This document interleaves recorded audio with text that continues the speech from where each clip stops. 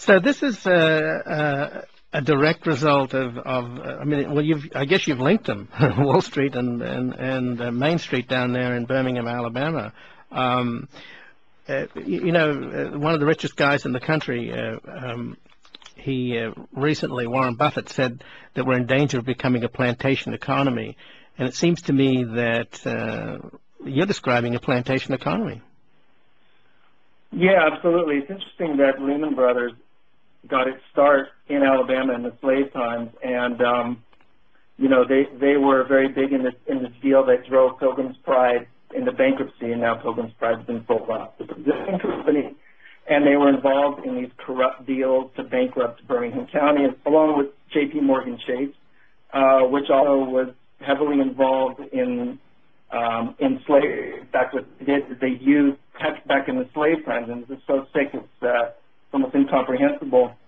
Records were unearthed, in the last few years that showed that J.P. Morgan Chase used slaves as collateral for loans, or kept slaves when loans were called in, as property. And so it's, on the one hand, you could say this is something that's just been going on and on forever, but clearly it's gotten a lot worse.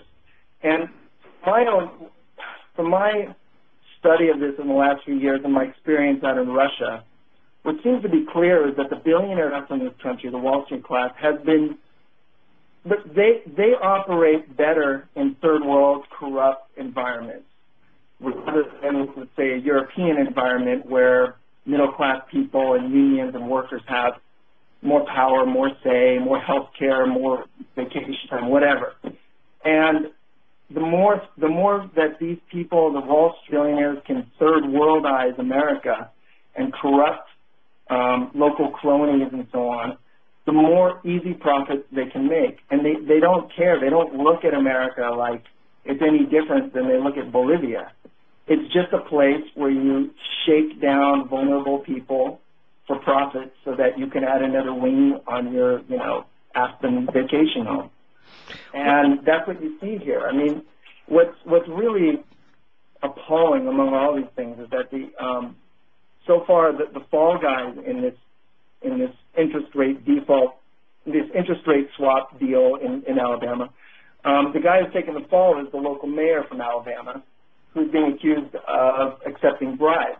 Now, granted, he did, but who were the people that really made the money off this? It was the bankers. I mean, according to a Bloomberg article, between 2001 and 2004, these banks overcharged Birmingham by 6 times the going rate to give them these toxic assets, which only destroyed the finances, and now the people have to pay it off. So far, nobody from any of these banks has been charged. Nobody's going to jail. In fact, Bank of America has already been given immunity if they cooperate. And, asking Bank of America or any of these Wall Street people to snitch, it's like asking, a snake to bite. I mean, they'd happily snitch just as happily as they rape and pillage. So again, it's really the victims are going to be penalized and thrown in jail, and the perpetrators of the crime are just getting away with it, just like in a third world country. Again, I'm speaking with Mark Ames, journalist and author. He has a piece in the Alternet about the looting of Alabama by billionaires, and we're talking about this in the broader context of the recent economic meltdown, where massive amounts of private debt were turned into public debt, when the people who brought the global economy to the brink of collapse were rescued by taxpayers, leaving the taxpayers holding the bag with worthless, toxic assets. And now, of course, we learned that these bankers are bigger, richer, stronger, and even too bigger to fail than they were before. So, in effect, we're worse off than the status quo ante, and we're asking the question of whether this country is, in fact, a democracy, whether or not we have become a plutocracy, and a country ruled by reckless and incompetent plutocrats. And Mark just got through suggesting that they don't really want a middle class anymore in this country because they prefer a third world environment where they can make a lot more money. Now, I always thought, Mark, that didn't make any sense, because 70% of the United States economy is dependent on consumer spending, and even a reactionary like Henry Ford recognized you had to pay your workers enough to buy your product. Obviously, those days are long gone.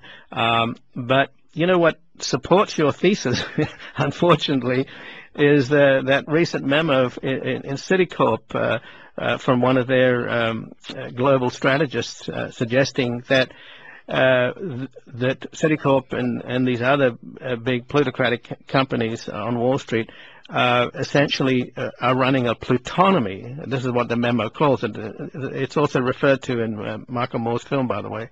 And that the logic is that the super rich in this country are so rich that they can actually contribute about 60% of the consumer spending. So we'll sort of get by without the rest. That's the theory. So it seems to me that maybe you're right.